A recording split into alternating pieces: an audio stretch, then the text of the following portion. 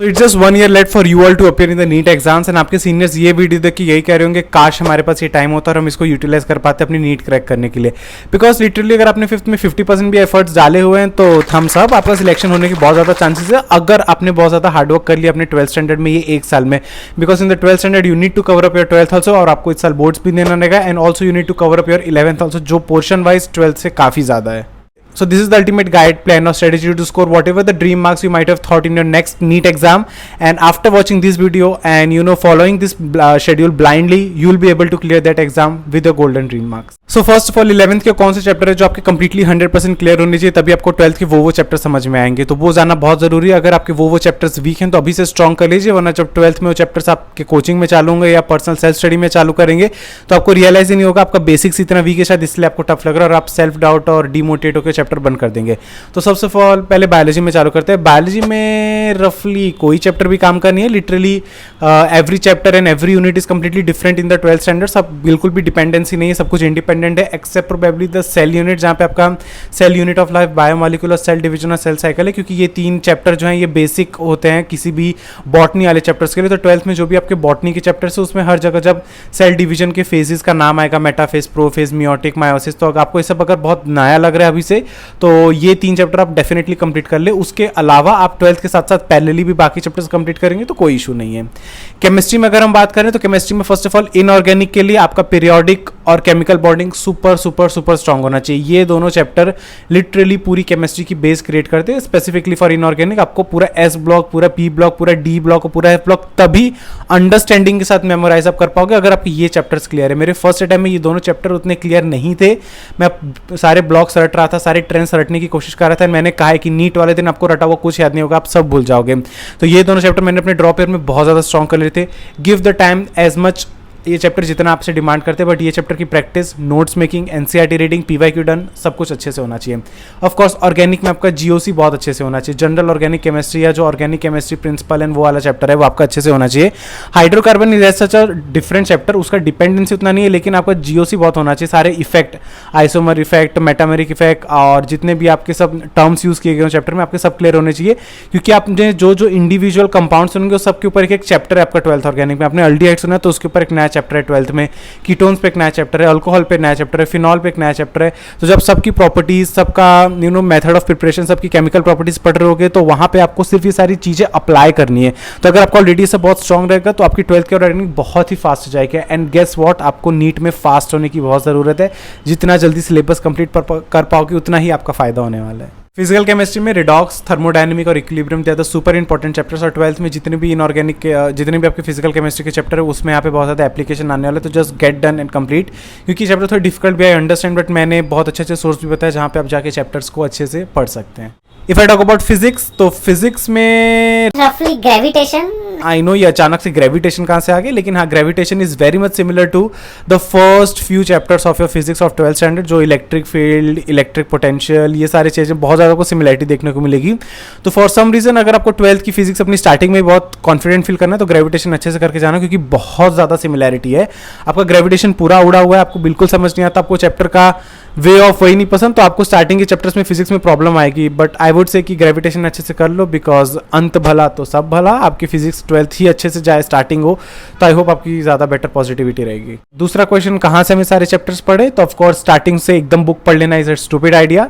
अगर आपको अभी भी नहीं पता है कोई भी चैप्टर और कोई सब्जेक्ट को अप्रोच कैसे करते हैं, आप मेरे इंडिविजुअल केमिस्ट्री, फिजिक्स और बायो की वीडियो देखिए, आपको सुपर क्लियरेंस मिल जाएगी। फर्स्ट ऑफ ऑल कोई कोचिंग जाते हैं तो अपने कोचिंग के टीचर को पकड़िए, और अगर कोचिंग जाने के बाद जो टीचर मना कर दे रहा है, आप कोई कोचिंग नहीं जाते, तो अगेन यूट्यूब पे ये चैनल्स हैं जो मैंने बताया अपने इन वीडियो में, ये 100% अनफिल्टर्ड चैनल है जो मैंने अपनी पर्सनली प्रेप के अकॉर्डिंग बताया, और ये वन ऑफ द स्टूडेंट्स के भी सबके फेवरेट चैनल ही है। So thanks me later. Next, बचा हुआ 11th हमें कंप्लीट कब करना है, कब हमें 12th पे ध्यान देना है, कब हमें 11th पे ध्यान देना है। तो आपको अपना 12th के साथ साथ आपको 11th, आपको अपनी एक्स्ट्रा जो वीकेंड की हॉलीडेज आती हैं, आपको कोई फेस्टिवल की हॉलीडे मिल रही है, और ये सबसे बेस्ट है। इन सबसे भी ऊपर और सबसे बेस्ट आता है आपके वैकेशंस, प्रोबेबली समर वैकेशन, क्योंकि दिवाली वैकेशन बहुत ज़्यादा लेट हो जाएगा उस टाइम से, तो आपका रिविजन चालू हो जाना चाहिए। तो दिवाली वैकेशन पे कोई डिपेंडेंसी नहीं रखना, समर वैकेशन सबसे लंबा मिलता है। Utilize summer vacation very very efficiently and very very smartly. Just get ready कि आपको एवरीडे कंफर्ट जोन से बाहर निकल रहा है। अगर आप एक बहुत ही ज़्यादा एंथुजियास्टिक स्टूडेंट हो, आपको एक्चुअली समर वेकेशन के साथ साथ अभी से ही लग रहा है कि आपको 11th कंप्लीट करना चाहिए, तो एवरीडे 1 to 2 आवर आप एक्स्ट्रा निकालो अपनी 11th स्टैंडर्ड के लिए and just try to experiment with yourself everything. मैं यहाँ पे जितनी भी गाइडेंस है तो जितनी भी स्ट्रेटेजीज बता दो, जितनी भी टिप्स एंड ट्रिक्स बता दो, अल्टीमेटली वो आप पे काम कर रही है नहीं वो मुझे नहीं पता। वो कैसे पता चलेगा? वो आपको खुद पता चलेगा जब वो आप सारी चीज़ें अप्लाई करोगे। क्योंकि मेरे टाइम पे भी जब मैं यूट्यूब पे वीडियोस देखता था इस एग्जाम की एंड बहुत सारे एक्सपेरिमेंट करता था, some things used to work and some things बिल्कुल काम नहीं करती थी। कुछ टॉपर्स का जो सीक्रेट था मैं वो अप्लाई करता था, मेरे पे बिल्कुल काम नहीं करता था। तो just try to come out of your comfort zone every time, tries everything new. कभी सुबह पढ़, अगर अभी आपका टाइम ही फिक्स नहीं है तो जस्ट वो भी क्लैरिफाई करो कि आप नाइट स्टूडेंट हो कि मॉर्निंग स्टूडेंट हो, कि आप कब रिफ्रेश हो कि कौन सा सब्जेक्ट पढ़ सकते हो। तो ये सारी चीज़ें कंफर्ट जोन से निकलने के बाद ही आएंगी। So just experiment with your self every time, क्योंकि 12th में आपको 11th भी कवर अप करना है। The general points about 12th जो आपको अच्छे से पता होना चाहिए। फर्स्ट ऑफ ऑल अगर मैं चैप्टर वाइज बात करूं तो चैप्टर वाइज 12th में चैप्टर्स कम एज कम्पेयर टू आप 11th चैप्टर। जैसे आप बायोलॉजी में देख लो, इट्स रफली around 24 to 23 chapters in biology. यहाँ पे सिर्फ आपके 16 चैप्टर्स है बायोलॉजी में। The second point is although the chapters are less but chapters are little bit difficult as compare to 11th standard chapter. और 11th में अपने जो भी चैप्टर्स तीनों सब्जेक्ट में पढ़े होंगे कहीं ना कहीं आपको अपने अपने जूनियर क्लासेस में पढ़ाई होगा, लेकिन 12th में ऐसे बहुत सारे चैप्टर आएंगे जो एक्चुअली इंट्रोडक्शन है आपके लिए, आपने शायद कभी नहीं पढ़ा होगा। फॉर एग्जाम्पल 12th बायोलॉजी में आपका बायोटेक्नोलॉजी आने वाला है जो आपने शायद आज से पहले कभी नहीं पढ़ा होगा। जेनेटिक्स में जिस लेवल में 12th गई है वो आपने शायद कभी नहीं पढ़ा होगा। 10th में तो आधे टाइम ओमिट चल रहा था कितने सालों से chapter. So 12th will be little bit more challenging for you, क्योंकि चैप्टर्स कम है लेकिन बहुत ही क्वालिटी वाइज बहुत अच्छे चैप्टर्स हैं। And the third thing, NEET में इसका वेटेज भी स्लाइटली ज़्यादा है। मैंने कहा है कि एज कम, जैसे आप देख सकते हैं कि चैप्टर कम है 12th में, उसके बाद भी नीट के पेपर में मैंने कितनी बार एनालिसिस से आपको बताया कि 55% आपका 12th आता है एंड 45% 11th आता है। ऑल्दो हमारे लिए एक एक चैप्टर मैटर करता है अगर आपको सिलेक्शन चाहिए। I agree to this point कि एक एक चैप्टर मैटर करता है और सब में से एक एक MCQ आएगा तभी आपका 630 640 मार्क्स आएगा। बट जनरल पॉइंट के लिए कह रहा हूँ, अगर कभी डिफिकल्ट क्वेश्चन या जो आउट ऑफ NCERT और ओवर द टफ क्वेश्चन अगर बनाने की भी कोशिश करते हैं NT वाले, तो 12th पे वो लोग ज़्यादा फोकस करते हैं। And the fourth point is of course आपको बोर्ड्स भी देना है इस साल, तो 12th आपका सुपर स्ट्रॉन्ग होना चाहिए। ये जनरल पॉइंट्स आपके दिमाग में होने चाहिए अगर आप एक 12th चालू कर रहे हो अभी। And the initial 6 months of your 12th standard is literally the make it or break it kind of situation. Either it can make your life or it can break your life. Mostly it breaks people life, तभी 100% में से सिर्फ 1% लोगों का NEET में selection होता है। And you have subscribe to my channel, you are those in one of the 1%। Fourth question, what should be the test frequency. Of course अभी आप 12th में चालू किया, आपका 11th वीक, आप बहुत चीज़ें लर्निंग कर रहे हो, तो the main focus of your should be now learning. Literally जितना लर्न कर सकते हो, learning in the sense like जितने क्वेश्चन सॉल्व करते हो, जितने MCQ लगा सकते हो, जितना अपने कंसेप्ट बिल्ड कर सकते हो, आपका मेन एम यहाँ पे वो होना चाहिए। मार्क्स से डिमोटिवेट बिल्कुल नहीं होना है। मोस्टली आपकी फ्रीक्वेंसी टेस्ट की होनी चाहिए वंस इन अ मंथ, जो कि बहुत ओके है। एंड वो ऑफकोर्स वो पार्ट सिलेबस टेस्ट होनी चाहिए। अभी फुल सिलेबस टेस्ट देने का कोई आपका मतलब भी नहीं है। एंड उसके साथ साथ अगर आपको लग रहा है कि 1 महीने आपके लिए बहुत ज़्यादा है, तो आपको ट्वाइस अ मंथ भी टेस्ट दे सकते हो। टेस्ट सीरीज आपको कहाँ से मिलेगी? मैंने अपने बहुत सारे वीडियोस में ऑफलाइन टेस्ट सीरीज अच्छी रिकमेंड की हैं जो आप ऑफकोर्स ले सकते हो अभी से। ऑफकोर्स वो सारी पार्ट सिलेबस टेस्ट हैं with answer key as well as a solution, जो आपको कहीं किसी टीचर की भी जरूरत नहीं पड़ेगी। Literally you should focus a lot on solving on MCQs, different types of the MCQs। Source आपका पढ़ाई का एक होना चाहिए, आपका नोट्स या आपकी कोई NCERT, आपका आकाश या LN या कोई भी कोचिंग का मॉड्यूल, लेकिन MCQ सॉल्व करने के सोर्सेज आपके मल्टीपल होने चाहिए। आप जहाँ जहाँ से MCQ सॉल्व कर सकते हो करो, क्योंकि आपने लिटरली NTA के नीट 2022 में पेपर में देखा होगा कि उन लोग ने MCQ नाम के रखे, उन लोग हर टाइप के क्वेश्चन पूछ रहे हैं। वो लोग 10 स्टेटमेंट बेस लिख दिया, एंडिंग में उसको MCQ फॉर्म में कन्वर्ट कर दी, इसमें से कितने स्टेटमेंट करेक्ट है। रफली it is a kind of a true and false of the question. Match the column उन्होंने एकदम डिफिकल्ट दे दी, फिर इसमें से ऑफकोर्स मैच द कॉलम उसको उन्होंने कन्वर्ट कर दिया अगेन MCQ फॉर्म में। वो लोग कोई भी स्टैटिस्टिकल एनालिसिस वाले डेटा है उसको मॉडिफाई करके डेट चेंज करके डेट्स पूछ रहे हैं, उसको भी उन्होंने कन्वर्ट कर दिया है MCQ फॉर्म में। तो अल्टीमेटली वो लोग स्टूडेंट को हर एक तरीके से क्रॉस चेक कर रहे हैं कि उसकी प्रिपरेशन कैसी है। तो आप बस MCQ सॉल्व मत करो, आप random match the columns, random true and false, assertion reason type of the question, AIIMS के सारे PYQ करके जाना। लोग एम्स का PYQ करना ही भूल गए जब से एम्स का एग्जाम हट गया है। मैंने आपको बताया कि नीट 2020 जब फर्स्ट टाइम हुआ था तो फिजिक्स में 1-2 ही डिफिकल्ट क्वेश्चन थे जो लोगों ने गिव अप कर दिया था, बट वो एक्चुअली एम्स के पुराने साल के ही क्वेश्चन थे। नीट का सिलेबस लिटरली 2 चीज़ों पर डिपेंड करता है, एक तो आपका सिलेबस जो कहाँ से आ रहा है पेपर, और एक type of the question. Literally syllabus अब तो प्रूफ हो चुका है, 3 साल से लगातार 100% NCERT बेस्ड पेपर आ रहा है, तो वो आपका फिक्स है कि आपका भी पेपर NCERT बेस्ड ही आएगा, तो उसकी चिंता करना भूल जाओ। एक भी कमेंट नहीं चाहिए मुझे कमेंट सेक्शन में कि भैया पेपर NCERT बेस्ड आएगा, क्या मैं सिर्फ NCERT पढ़ूँ वो काम हो जाएगा। It literally blast from me inside, मैं इसलिए रिप्लाई भी नहीं करता कि मैंने अपने करोड़ों वीडियोस में कह दिया कि पेपर आपका सिर्फ एनसीईआरटी बेस आने वाला है।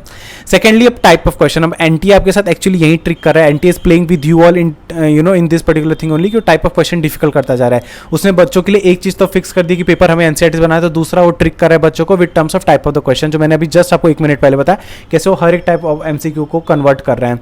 तो द थिंग इज आपको यहाँ पे मैच द कॉलम हुआ, एजर्शन रीजन हुआ, एंड फिर आपके स्टेटमेंट बेस्ड क्वेश्चन हुए। डायग्राम बेस्ड क्वेश्चन कितने साल से नहीं आ रहे, मुझे तो फुल डाउट है 1 या 2 साल में डायग्राम बेस्ड क्वेश्चन भर भर के आने वाले, उसके बाद लोग रिग्रेट करेंगे क्यों डायग्राम बेस्ड क्वेश्चन की हमने प्रैक्टिस नहीं की।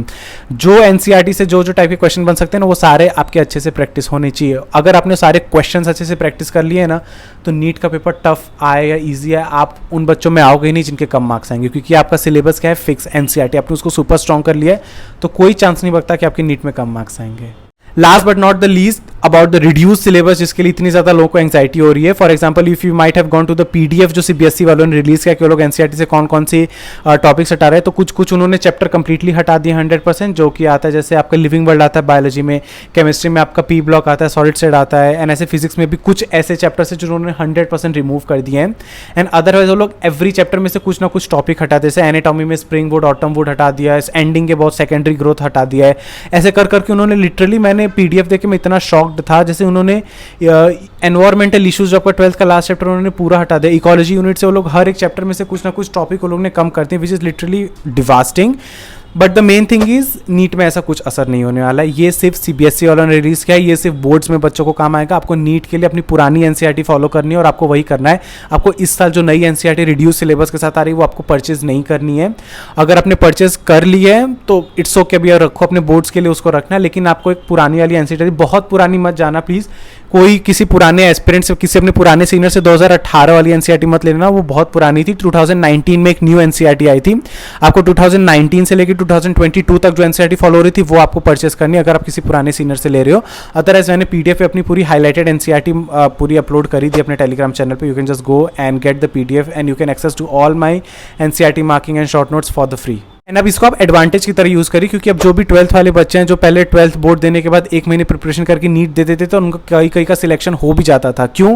क्योंकि अभी तक वो लोग बोर्ड्स के लिए भी सेम एनसीईआरटी पूरी पढ़ रहे थे और नीट के लिए भी पूरी एनसीईआरटी पढ़ रहे थे। लेकिन अब वो लोग बोर्ड्स पे जो बच्चे ज़्यादा फोकस करते हैं ना, वो लोग सिर्फ रिड्यूस सिलेबस अच्छे से पढ़ के जाएंगे, और वहीं पर आप होगे जो पूरी एनसीईआरटी अच्छे से टाइम पे पढ़ के जाओगे। तो जो बच्चे ऐसे ही नीट में अपेयर होने बैठते थे और उनका नीट हो जाता था जस्ट बिकॉज बोर्ड्स की वजह से उन्होंने अच्छे से एनसीईआरटी पढ़ी थी, वो सब अब मेजर लॉस में जाने वाले, क्योंकि वो लोग ऑफकोर्स पूरे सालों टॉपिक्स नहीं पढ़ रहे हैं जो सीबीएसई वालों ने ओमिट कर दिया। तो this is the biggest advantage that you can have. Literally आप अपने नीट वाले फ्लो में तैयारी करो, बस बोर्ड्स के 1-2 महीने पहले या 2-3 महीने, रफली 2 महीने पहले कट डाउन कर देना वो सारे टॉपिक्स अपने आप को, और ढेर सारे सैंपल पेपर और पीवाईक्यू लगा के अपने सिर्फ वो मिनिमम वो टॉपिक्स से प्रिपेयर करना जिसका पीडीएफ आपके पास आया है। सो यार, this was the video about all this 12th standard student जो भी 12th में घुसे नीट 2024 के लिए वो अपीयर होने वाले। I hope you are all loved the video, the way I explain to each and everything. इसमें मैंने सारे पॉइंट्स कवर करने की कोशिश की जो भी आप लोग डीएम में या कमेंट सेक्शन में पूछते थे, from reduce syllabus to test series and everything of course. And जो भी टॉपिक्स बच जाएंगे ऑफ कोर्स नेक्स्ट वीडियोस आते रहेंगे एंड उसमें मैं कवर अप अच्छे से करता रहूँगा।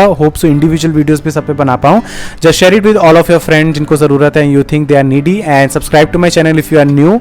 Will meet in the next video. Till then take care and bye.